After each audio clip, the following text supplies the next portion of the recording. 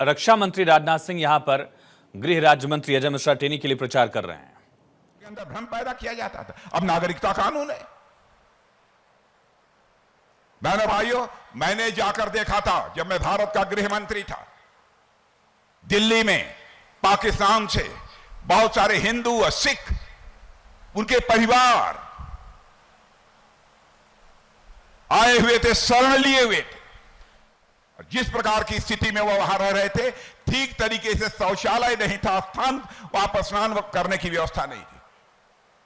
उसी समय मैंने अधिकारियों को निर्देश दिया था कि यह बिल तैयार किया जाना चाहिए नागरिकता देने का,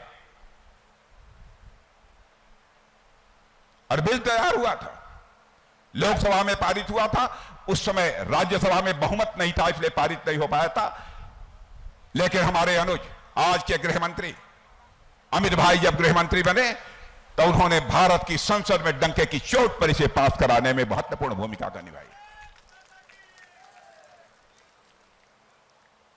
अरे भाई, जिसका धार्मिक उत्पीड़न होगा, पाकिस्तान, अफगानिस्तान, बांग्लादेश, यदि धार्मिक उत्पीड़न हुआ है, अब वो हमारे भारत में शरण लेना चाहता है, हम उसको शरण नहीं देंगे, उसको नागरिकता नहीं देंगे, हम किसको नागरिकता देंगे?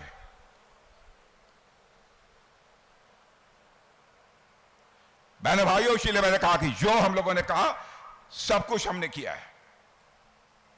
हालत कांग्रेस और इन लोगों की यह है, आपको मालूम है मैं इस देश का रक्षा मंत्री हूं, ये लोग भारत और चीन की सीमा पर सड़क इसलिए नहीं बनाते थे, कहते थे कि भारत और चीन की सीमा पर हम सड़क बना देंगे तो वहां पर चीनी भारत में घुस जाएंगे।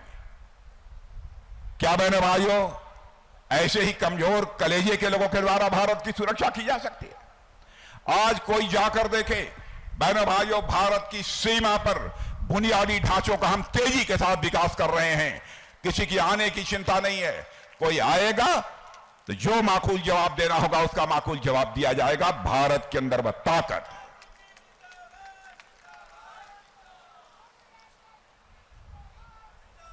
भारत चाइना अपनी तरफ जो करना चाहे करे, भारत इधर जो करना चाहिए वह कर रहा है। इन लोगों ने नहीं किया, नहीं तो आज सीमा की स्थिति कुछ और हो गई होती।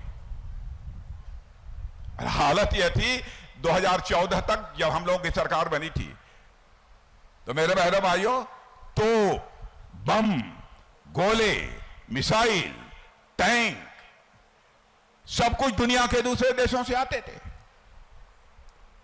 मैं आपको बतलाना चाहता हूं कि रक्षा सामग्री 1 लाख करोड़ रुपए से ज्यादा का उत्पादन इस साल किया है। भारत की आवश्यकताओं को हम पूरा कर रहे हैं और साथ ही साथ दुनिया के दूसरे देशों को भी हम एक्सपोर्ट कर रहे हैं। अभी हाल में ही मिसाइल हमने एक्सपोर्ट किया है, ब्रह्मोस मिसाइल। बहनों भाइयों, इधर से चले तो सीमा के उस पार जाकर मार सकती है, ऐसी है ब्रह्मोस मिसाइल।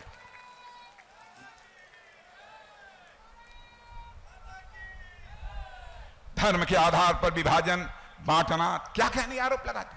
मैं पूछना चाहता हूं, हमारी सरकार ने, हमारे प्रधानमंत्री ने यदि मकान, पक्का मकान सबको दिया है तो देखा है कि कौन हिंदू है, कौन मुसलमान है, कौन ईसाई है?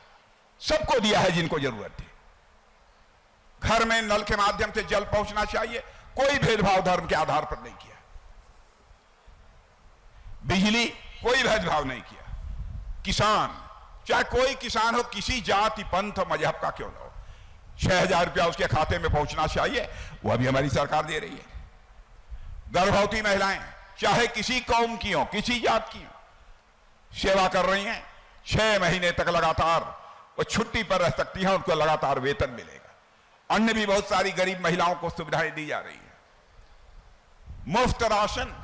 अच्छा, ये बताइएगा ईमानदारी से, आपको मुफ्त राशन मिल रहा है कि नहीं मिल रहा है? ईमानदारी से हाथ उठा के बताइए, लखीमपुर वाले भाई, बड़े ईमानदार लोग, उधर बताइए, मिल रहा है कि नहीं मिल रहा है? तो मजे होंगे, काम चल जाता है ना, काम चल जाता है कि नहीं? अरे गुरु, मैं समझ रहा हूं, खाते भी होंगे और उसमें कुछ बेचते भी होंगे कुछ लोग। है ईमानदारी की बात नहीं है तो तालियां बजा दीजिए, ईमानदारी की बात है।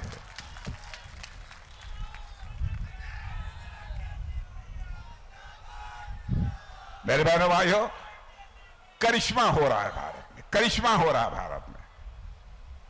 यही कांग्रेस की हुकूमत थी, 8-9 किलोमीटर हाईवे बनती थी, सड़कें बनती थी। आज 38 से लेकर 40 किलोमीटर सड़कें बन रही है बहनों, प्रतिदिन बन रही हैं, प्रतिदिन बन रही हैं। यह है हमारा भारत। इसलिए मुझे इस बार के चुनाव में लगता है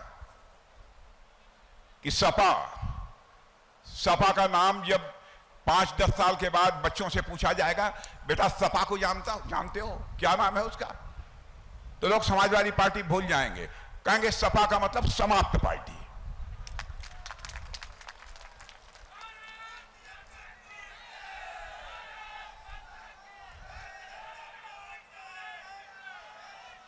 जैसे कांग्रेस लुप्त होती जा रही है, जैसे कांग्रेस लुप्त होती जा रही है,